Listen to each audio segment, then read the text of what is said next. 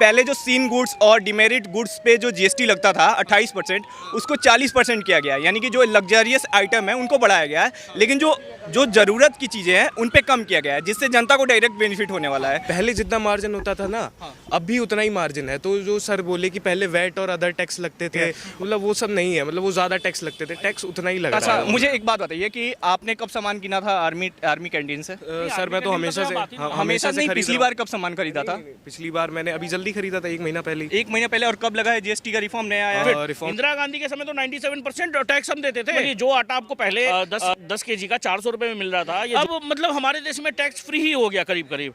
क्योंकि जीएसटी जो 2.0 लागू हुआ है, उससे क्या लगता है कि आम आदमी को, जो मध्यम लोग हैं, उनको कुछ फायदा होगा इससे? बिल्कुल फ़ायदा होगा। देखिए, हर चीज़ जिन लोगों को अभी नहीं समझ में आ रहा ना, वो बहुत सारे चीज़ जो जैसे होर्ड करके रखे हैं सामानों को, तो उनको परमिशन है कि आपके पास में अगर सामान है एक्स्ट्रा आपके पास में है तो वो आप मार्च तक बेच सकते हैं। मार्च के बाद में वो नया आएगा। और जो मैं ये समझता हूँ ना कि वो चीज़ में तो हमें डायरेक्ट बेनिफिट हो रहा है।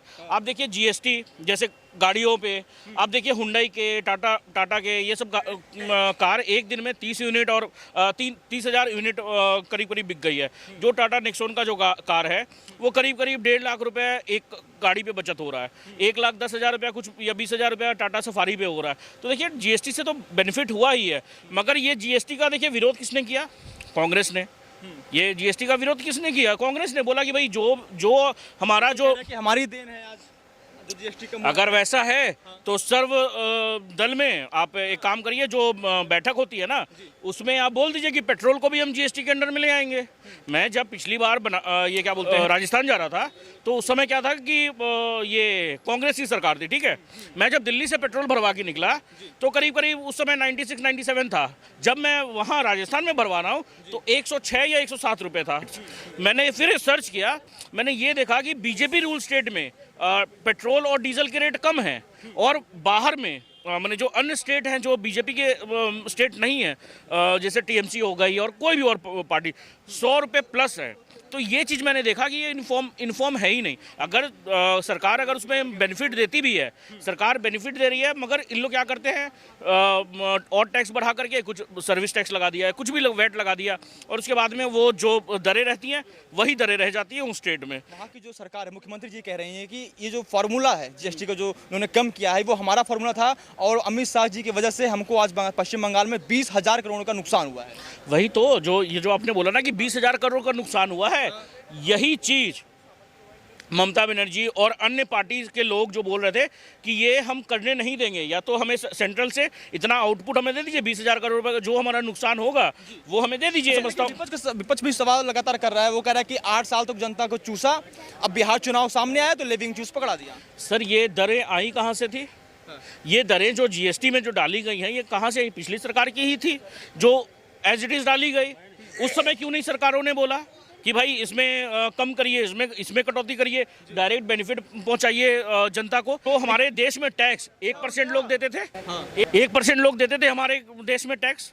अब क्या है, अब मतलब हमारे देश में टैक्स फ्री ही हो गया करीब करीब, क्योंकि जो लोग 12 लाख के स्लैब में आते थे पहले, वो जो उससे पहले था जो स्लैब था, वो तो 12 लाख टैक्स करने के बाद में सब एग्जम्प्ट हो गए। आप जिस प्रकार से कह रहे हैं कि जो बाइक पे और जो कार पे जीएसटी कम की गई है, जो बढ़ाई गई है, उसको लेकर लोग सवाल पूछ रहे हैं कि आम जनता, जो आम नागरिक है, जो मध्यम लोग है, वो इसका कम फायदे का क्या उपयोग कर पाएंगे? किस मतलब कि कैसे सुविधा पाएंगे वो? क्यों नहीं सुविधा पाएंगे? वो टैक्स कम होके हो रहा है। सर देखिए, बोलना नहीं चाहिए आपके चैनल पे, मगर मैं बताता हूँ कि क्या बेनिफिट होगा। मैं भी बताता हूँ। हाँ। मैं भी रजनीगंधा खाता हूँ। ठीक है, 18% या 28% लगता था पहले, अब 40% लग रहा है। हाँ। वो करीब करीब जो नेक्स्ट आएगा ना अभी, वो 22 रुपये 23 रुपये करके आएगा। ठीक है, ये सारी चीज़ों पे टैक्स बढ़ाया गया है। जो चीज़ आपको नशा नहीं करना उस चीज़ों पे बढ़ाया गया है, और जो चीज़ आटा हो गया, ये सब हो गया, ये 0% कर दिया गया। जो समझिए जो आटा आपको पहले 10 केजी का 400 रुपये में मिल रहा था, ये जो भी है, अब वो आपको 370, 80, 60 ये सब ऐसे रेट में मिलेगा। तो देखिए ये चीज़ है कि डायरेक्ट जो जनता को हो रही है ना बेनिफिट। इंदिरा गांधी के समय तो 97% टैक्स हम देते थे। 97% टैक्स, इनकम टैक्स हम देते थे। सोचिए, वो एक दौर था और आज का दौर है जहां पे आप 12 लाख रुपए कमा रहे हैं फिर भी आप एक भी रुपया नहीं दे रहे हैं। ये कौन सी सरकार आपके लिए सोच रही है? ये बीजेपी सरकार सोच रही है। क्या नाम है सर आपका? वीर नाम है मेरा। वीर जी, जिस प्रकार से मोदी जी कह रहे हैं कि आने वाले समय में हम जीएसटी को और कम करेंगे और आम जनता को और फायदा पहुंचाएंगे, क्या लगता है कि इस जो जीएसटी जो नया आया है रिफॉर्म 2.0, इससे क्या लगता है कि आम जनता को कुछ फायदा होगा? बहुत ज़्यादा फायदा होगा। पहले के जीएसटी के कंपैरिजन में अगर इस जीएसटी को हम देखेंगे तो हमें लगता है कि जो मूलभूत सुविधाएं हैं जो कि जनता को मिलनी चाहिए, उन सब में जीएसटी का काफ़ी बड़ा रिफॉर्म हुआ है। और साथ ही साथ छोटी छोटी चीज़ें जो कि एक मिडिल क्लास अफोर्ड करता है या फिर गरीब लोग, वो सब चीज़ें कम हुई हैं। और साथ ही साथ आप इलेक्ट्रॉनिक गैजेट्स देखें या फिर कार देखें, इन सब में भी काफ़ी ज़्यादा कमी हुई है। इससे फ़ायदा क्या है कि इकोनॉमी बूस्ट होगी, इकोनॉमी में पैसा आएगा, और पैसा आएगा तो क्या होगा, हमारी इकोनॉमी का स्तर बढ़ेगा। तो मुझे लगता है कि जो ये काम हुआ है काफ़ी बड़ा रिफॉर्म हुआ है। और जीएसटी का रिफॉर्म इसलिए भी बड़ा है क्योंकि जो पहले अगर गलतियाँ कुछ थी भी तो उसे भी काफ़ी हद तक सुधारा गया है।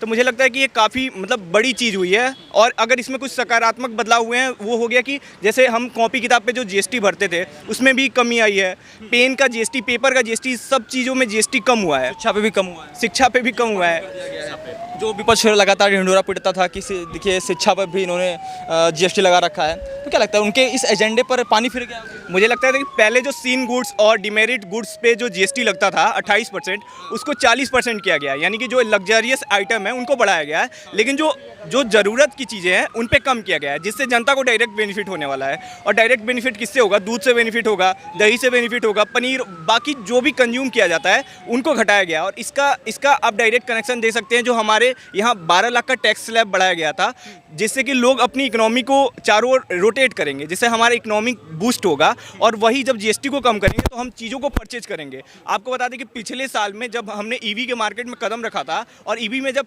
बाकी टैक्सेस कम हुए थे, तो हम भारत में सबसे बड़े परचेजिंग पावर के रूप में उभरे हुए थे। तो सेम यहाँ पे भी वही होगा कि जब टैक्सेस कम हो रहे हैं तो हम चीज़ों को ज़्यादा परचेज करेंगे। चीज़ों को ज़्यादा परचेज करेंगे तो मार्केट में इकोनॉमिक की लिक्विडिटी बढ़ेगी। लिक्विडिटी बढ़ने से क्या होगा? रोजगार बढ़ेगा और एक पूरा संतुलन बना रहेगा। तो मुझे लगता है ये काफ़ी बड़ा रिफॉर्म है। वही तो कह रहे थे कि इससे पहले जो जीएसटी दर लागू था उसका नाम उन्होंने रख दिया था गब्बर सिंह टैक्स। उन्होंने कहा कि इससे देश को राहत मिलनी चाहिए, और आज वही मोदी जी ने किया। वो कह रहे कि हमारे दबाव में आके किया उन्होंने ऐसा। जब जीएसटी लागू हुआ उससे पहले क्या होता था? वैट लागू होता था, यानी कि कई जगहों पे जीएसटी जैसा टैक्स वसूला जाता था, जो कि गब्बर सिंह टैक्स से भी बड़ा टैक्स था, क्योंकि आप एक ही चीज़ को इतनी जगह पे टैक्सेस दे रहे थे जो कि आपको खुद ही पता नहीं था। लेकिन जीएसटी आने की वजह से क्या हुआ कि कई टैक्सेस हैं जिनको इंक्लूड करके एक सेम टैक्स वैलिड लाया गया और उसी के स्लैब से सबका टैक्स लिया जाता था। और अभी में क्या हो रहा है कि जब जीएसटी का 2.0 आया, यानी पिछले समय में अगर कुछ गलतियां थी और जिसमें सकारात्मक सुधार किए जाने चाहिए थे, वो सुधार अब हो रहे हैं। हाँ, कहना चाहते हैं भैया? सर मैं ये कह रहा हूँ, मैं आर्मी कैंटीन से सामान खरीदता हूँ, उसमें टैक्स बिल्कुल नहीं लगता है। पहले जितना मार्जिन होता था ना, अब भी उतना ही मार्जिन है। तो जो सर बोले कि पहले वैट और अदर टैक्स लगते थे और वो सब मिला के वो सब जीएसटी कर दिया गया, वो सब नहीं है। वो ज़्यादा टैक्स लगते थे, टैक्स उतना ही लग रहा है मेरे हिसाब से। अच्छा, मुझे एक बात बताइए कि आपने कब सामान किना था आर्मी कैंटीन से? सर मैं तो हमेशा से पिछली बार कब सामान खरीदा था? पिछली बार मैंने अभी जल्दी खरीदा था, 1 महीना पहले। 1 महीना पहले। और कब लगा है जीएसटी का रिफॉर्म नया आया है? रिफॉर्म पहले अभी भी खरीदा है, 1 महीना पहले। बहुत अभी रिफॉर्म आया। एक आपको टोकना चाहूंगा, कल मैंने अपने चाचा को फ़ोन किया कि मुझे कैंटीन जाना है, ठीक है। मेरे चाचा ने बोला कि जो भी प्राइस रेट है ना, अभी कैंटीन क्लोज है। अगर आपको पता हो तो जाके पूछ लेना, कैंटीन क्लोज है। क्योंकि वहाँ पे दर जो रेट्स है ना, वो रेट्स उन लोग कम कर रहे हैं, मिला रहे हैं, मैंने उन लोग अपना स्टॉक रिवैल्यू कर रहे हैं, समझे। ये चीज़ हो रहा है, वहाँ पे भी कम हो रहा है रेट्स। अगर समझ लीजिए जो कैंटीन में क्या खरीदे भाई, कैंटीन में डव का साबुन कितने में खरीदते हो? कह रहा हूँ रेट कम हो रहा है, मैं भी वही कह रहा हूँ यार।